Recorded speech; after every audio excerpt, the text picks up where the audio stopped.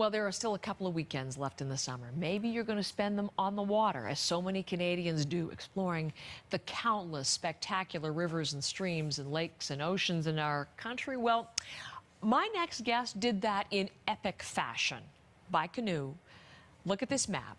This is the journey that T.A. Loeffler and her partner Marion took. Started in Jasper, Alberta, through rivers, famous, Slave, Mackenzie, Athabasca, reaching the Arctic Ocean.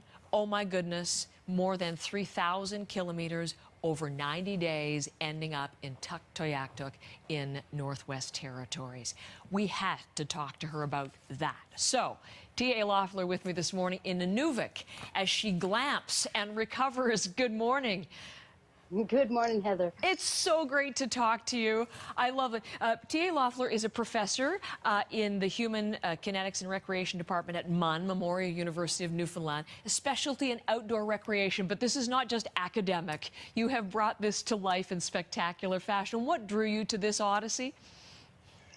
I saw a guidebook for the Mackenzie River about 5 years ago, and it just planted that seed. And I had to actually wait till I wasn't teaching. I usually teach at Memorial in the summertime because of my specialty, and I'm on sabbatical leave this year, so it seemed the perfect time to go on a really long trip.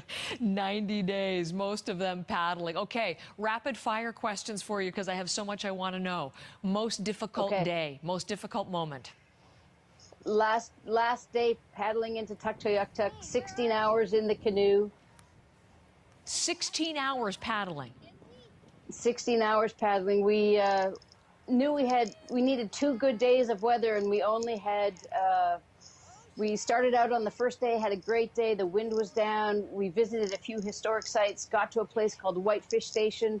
Asked some folks there if they had a weather forecast. They said it's going to be great for the rest of the day. And I said, and tomorrow? They said, if you're going to Tuktoyaktuk, you better go tonight. So we had to have a whole second day's worth of paddling starting at 6 p.m.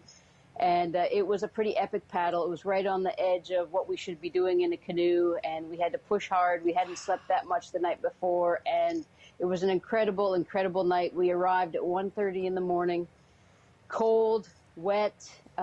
Wait a second, we have a picture of that. I was going to save that till the end, but we might as well show it now if we can, because no wonder you're celebrating with a little B-52 and a little celebratory celebratory cheers there because you made it. That's a great photo to have at the end of it all. Indeed. Okay. It was Go what ahead. You were going to say. It was. I got to let you finish that. It was everything. I mean, it was hard. It was a perfect way to end because it asked so much of us to actually get all the way to Tuk. So bad weather at times, for sure, but I want to focus on the good. What was the most jaw-dropping moment or scene or sight for you? Most jaw-dropping moment was coming through an area on the Mackenzie River called the Ramparts.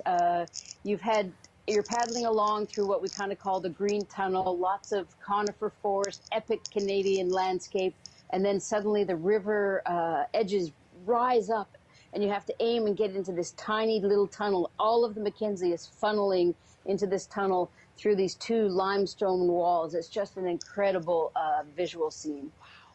What was the connection you're feeling to the land, to the water, to your country as you're experiencing this?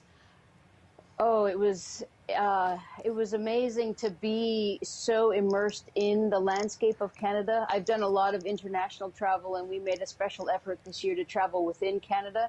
We visited all 3 coasts, and to spend that much time connecting both with the Canadian boreal forest and then with Canadian people along the way. That was also a huge part of this trip. Was we met so many wonderful, kind, generous Canadians who helped us out along the way. Isn't that amazing? We saw Marion, your partner with whom you traveled. We're seeing in some of these shots. You're still talking at the end of this? At the Absolutely. Yeah. I think we only had one moment where we got a little bit testy along the way. I'm just, before to let it close, this might have changed the mood. Can I just show Delilah, who traveled along with you too? Who's Delilah? Absolutely. TA?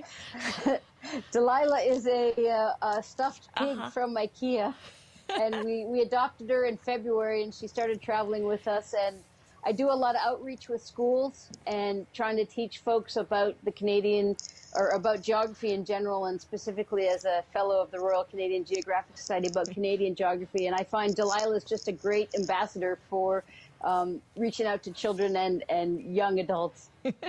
Delilah the Adventure Pig, and T.A. and Exactly. Marion, great Canadian adventurers. So nice to talk to you. I look forward to reading more about this. What a trip you've had. Thanks so much, Heather. T.A. Loeffler from Inuvik this morning.